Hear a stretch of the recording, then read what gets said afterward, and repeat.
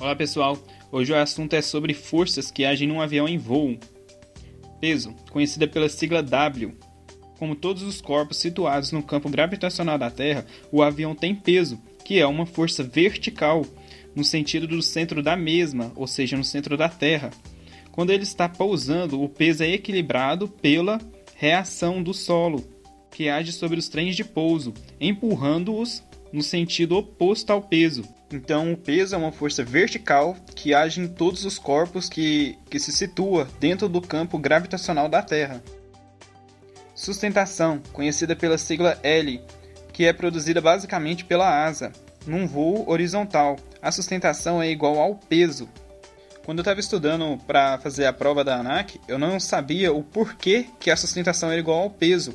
Sendo que se a sustentação fosse igual ao peso, né, obviamente o avião não voaria, eu pensava. Mas, na verdade, a sustentação é igual ao peso num voo reto horizontal. Porque se a sustentação fosse maior, o avião não ficaria num voo reto horizontal, ele estaria subindo. E se o peso fosse maior do que a sustentação, o avião desceria. Então, quando as duas forças se igualam, o avião fica em um voo reto horizontal. Tudo bem? Arrasto, conhecida pela sigla D, é uma força aerodinâmica indesejável, porém inevitável, que tende a frear o avião. Assim, tem que ser contrabalanceada por uma outra força, sem que o avião perca velocidade e/ou altitude.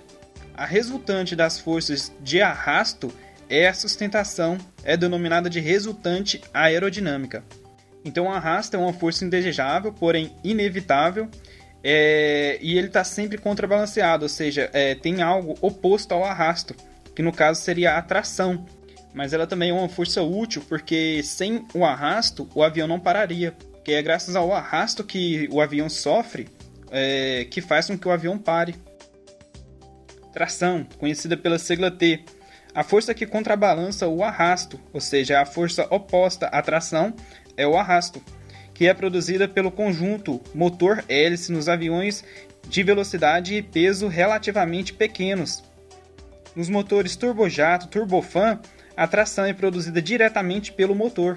Então, nos motores turbojato e turbofan, elas são produzidas diretamente pelo motor, e no motor turbohélice, motor a hélice, ela é produzida pela hélice, que no caso seria tipo um Cessna.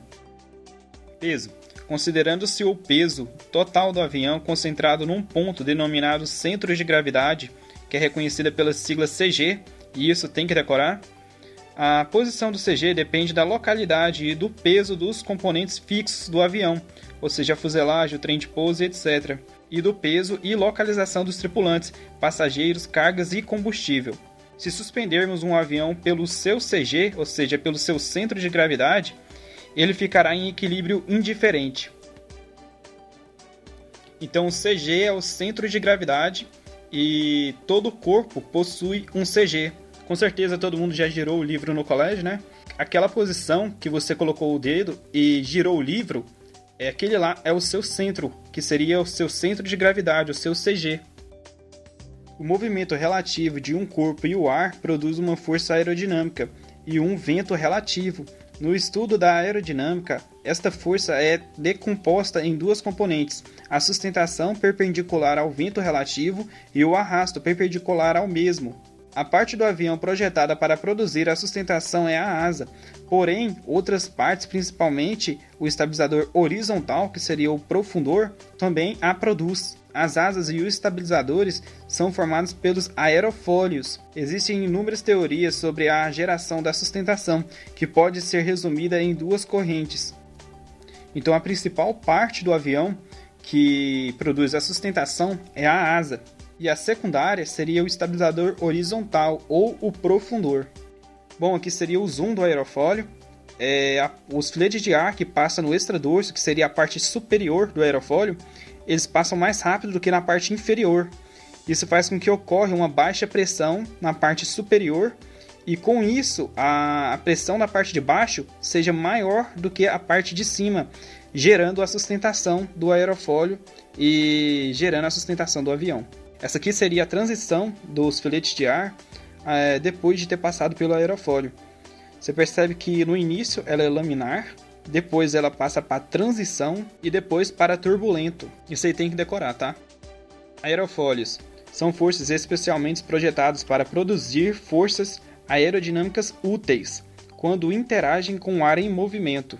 Então tem aí o exemplo do aviãozinho, a asa ali, que seria o borda de ataque, essa parte da frente da asa. Tem aqui o aerofólio, que seria esse corte aqui perpendicular à asa. Tem o plano perpendicular à asa e o borda de fuga, que seria a parte de trás da asa. E aqui são alguns tipos de aerofólios. Tem um aerofólio com cunha dupla, que serve para velocidades supersônicas. Tem um aerofólio supersônico, que serve para velocidades próximas ao som. Tem um aerofólio com muita curvatura, que é para aviões de baixa velocidade. Tem aerofólios simétricos para superfícies de comando. Estes dois aqui são os mais comuns, tudo bem? E este aqui é utilizado para a asa, e este abaixo aqui é utilizado para superfícies de comando, ou seja, um exemplo profundor. Área da asa.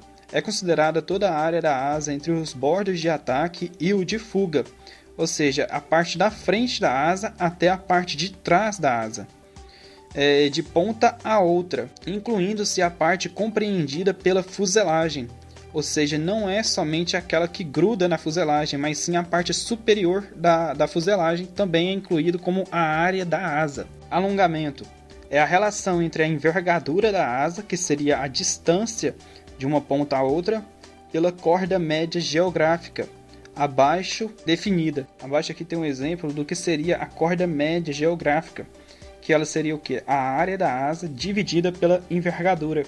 Assim descobriria a corda média geográfica.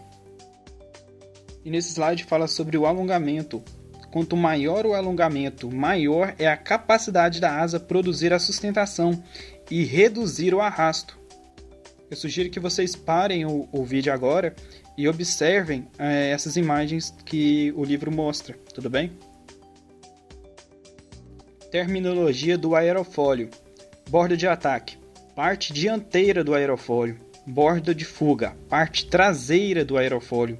Linha de corda. Linha reta que passa pelo bordo de ataque e o bordo de fuga. Corda é a distância do bordo de ataque e o bordo de fuga. É a dimensão característica do aerofólio. Extradorso, parte superior do aerofólio. Intradorso, parte inferior do aerofólio. Ângulo de ataque é o ângulo formado entre a linha de corda e o vento relativo. Isso nós vamos ver mais à frente. Linha de curvatura média é obtida ligando os pontos médios do aerofólio.